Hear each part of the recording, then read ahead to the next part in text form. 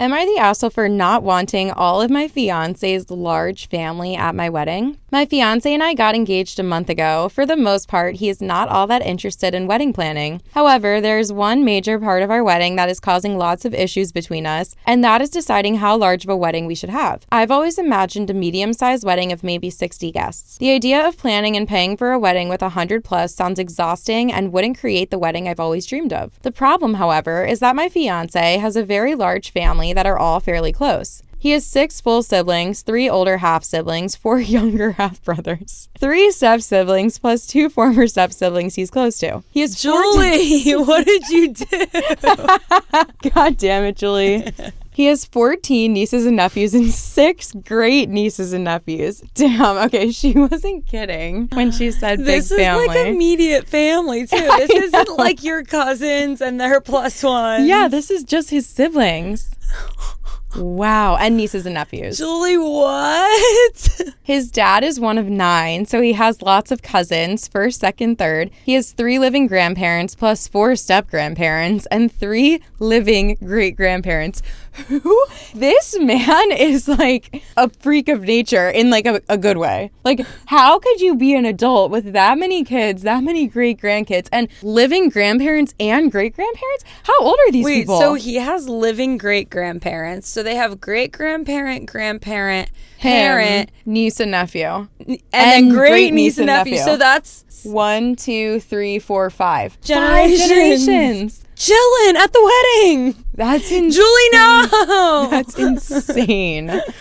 Oh my God. I cannot imagine. Holy cow. That's crazy. I mean, it's really cool. Like, imagine having, because then his great-grandparents have what? Great-great-grandkids? Yeah. That's crazy. Great-great-grandkids. Oh my God, I hope they have like lots of family photos and make it on the news or something. Oh my God, I can't wait to see them on the news. That is so cool. Okay, anyway, moving on. Sorry. This isn't a family that only see each other at weddings, funerals, and the occasional reunion. They are actually in each other's lives and have a close bond. The family he wants to invite is already way over 60, and that's before we even consider some of their spouses. Wait, spouses. So not even like boyfriends. Oh my God, double everything we just said. Oh my gosh. Oh my God. My family is a lot smaller. I have my parents plus my unmarried younger sister. My dad has one sister who is married with one daughter, and my mom has a brother and a sister, and they each have 2 children. I have one living grandparent, and I'm not close with my more extended family, so I will not be inviting them to my wedding. My fiance and I also have a large group of friends, and our non-negotiable friend invites come to 27. I've suggested to my fiance that he should pick 30 to 40 family members he wants in attendance so that his family isn't so heavily represented compared to mine. He will still have double the family I do if he does manage to narrow it down. I also suggested doing a separate party at his dad's house in his hometown before or after the wedding where he could invite any of the family he wants and they wouldn't have to travel far. However, my fiance thinks I'm being an asshole because I don't want 70 plus of his rowdy family members at my wedding.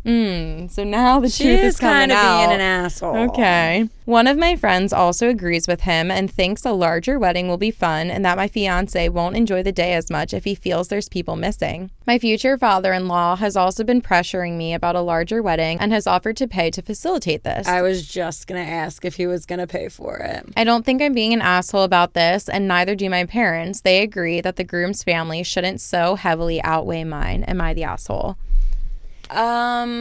You are the asshole, not for the reasons that you think you're the asshole. She thinks that she's not the asshole because she doesn't want too many people there because she wants a medium-sized wedding. But that's not what she said. She is the asshole because she said she doesn't want 70 rowdy people. She doesn't want a big wedding. She doesn't want her family underrepresented. That makes you the asshole. Yeah. You're not the asshole because you want a small wedding and you don't want to pay for 100 people there. That doesn't make you an asshole. What makes you an asshole is that you called his family rowdy and you said you don't want them there because it won't be your dream wedding. And quite frankly, your husband's probably not really going to notice who isn't there. You could draw the line and do like one of those like no kids allowed. If there's like, you know, nieces and nephews and great nieces and nephews, that's a lot of kids. Like do one of those like no kids allowed things or something like that. You can draw the line maybe draw the line at cousins. You have so much immediate family that we can't do cousins. But the thing is, why should he be punished for coming from a family that has a lot of people? Like, he doesn't control the size of his family. And so just because she happens to come from a family that has maybe an average amount or a smaller amount of people in it, she just automatically gets to invite 100% of her family. Yeah. And then because he just happens to come from a big family, which he has absolutely no control over, he is now being punished. And it's like, oh, well, you're only allowed to invite 50% of your family. So regardless of the numbers, like, why is she entitled to 100% of family and he's only entitled to 50? Or for him, there's a line that's being drawn. Yeah, that's fair. I get that she wants to have an intimate wedding, but like, it's just not fair. I think that like the difference, I guess, is like if you want an intimate wedding, then a line has to be drawn where it's like immediate family on both sides, where it's like only siblings for you and only my siblings, and maybe for you that's 10 people and for me that's 1, but we can't do all of my cousins and all of my aunts and uncles if you can't. So I get that. I think if you want an intimate wedding, you have to draw a line on both sides.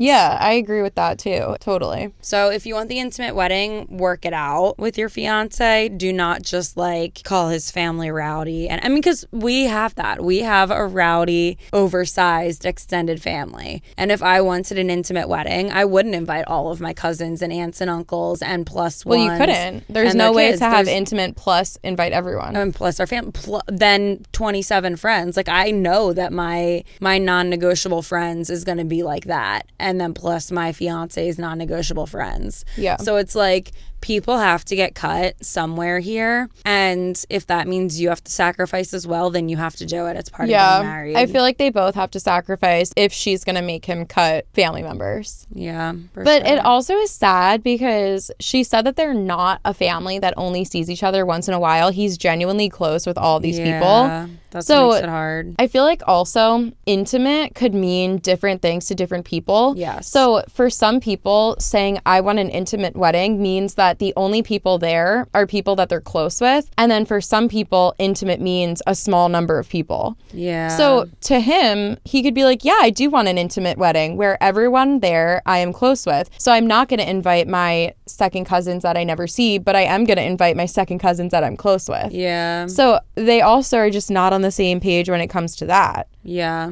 I mean, yeah, you're right. They just both have to sacrifice. Yeah. There's no like, I get to invite everyone because I come from a small family and you don't because you come from a big family. Yeah. I think if you want a small, intimate wedding, then have that with immediate family. And if his family really wants a big wedding party, then have it like the next day or the next weekend and have like an event somewhere. The top comment is yes, the asshole, mainly because you repeatedly called it your wedding as if your fiance isn't also getting married that day as well. True. Facts. The only way I would agree with you is the cost, but his family said they will pay. So you have no real reason on not wanting them to come outside of you don't want your husband having more support than you. But Facts. like another thing is, I feel like when it comes to family and like the support they give you, it's not based off of the amount of people. It's, in my mind, it's more like a percentage. Yeah. So if all of my cousins make up 5 to 10 people, I am still getting 100% of the support from my family. Yeah. But if all of his cousins make up 30 people, he's getting 100% of the support if they're all there. But then if he only invites 10 to 15 of them, now he's only getting 33% of the support from his family, even though they both have the same amount of people there. He has to do the whole day knowing that 20 of his cousins aren't there and he's only getting 33%. Like, I just don't think that's fair at all. Yeah. And I guess at the same time, like, she doesn't realize this now, but like, people support you even if they're not your family. Like, we had a family member get married fairly recently, coming from our gigantic family and the other side of their family who is even more gigantic than ours. And this person married someone who had a very, very, very tiny family. And we all were like, okay, we don't sit on one side of the church. We don't walk in and cheer for one side of the family. We all are like, their husband is now our family and we're all going to sit on their side of the church too, because we're all here for them too. It's just like, you have to realize that this is your family now and they should be just as accepting of you as they are of him. Yeah. So you should feel comfortable walking into a room of 60 of his family members and only 20 of yours. And I'm not saying that necessarily is the case. I don't know how good of a relationship they have, but like this family needs to accept you and 100 million% support you. And that needs to be made clear before the wedding. And if that means that he sits down his family and he's like, look, she doesn't have a big family, so her support system isn't as gigantic as ours. I need you to come in guns a-blazing, rooting for her, cheering for her, sitting on her side of the church or the whatever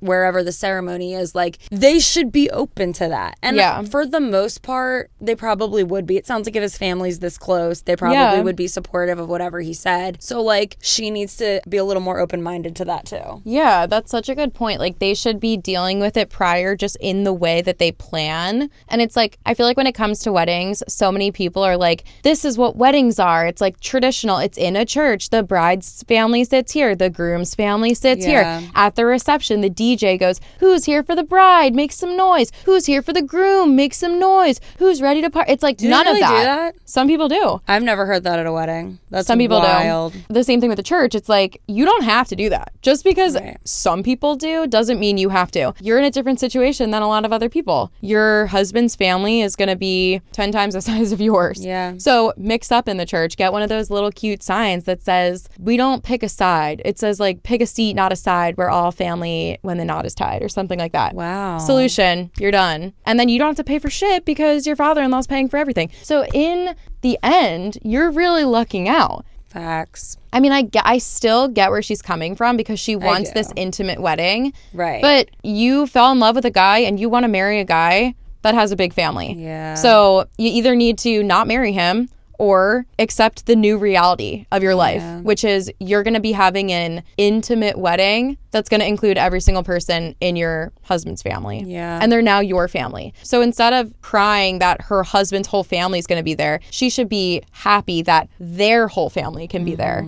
You're a team, okay? It's not his family, my family, and there's a feud and let's pick and choose. It's like, no, this is our family. No family But feuding. I think that secretly she doesn't like his family and she doesn't want to accept them. Yeah, because if it was really a matter of people, the amount of guests, it wouldn't be, I don't want 60 rowdy people It there. would not have been written the way it was written. Yeah, you're giving yourself away. We can read you, OP. We're really good at reading people. And we're really good at reading the exact words that you write in black and white. Facts. So yes, OP, I'm sorry to say you are the asshole. Dang, I should have a show. Yeah, we do. Did I ever? Literally our show. Oh, yeah.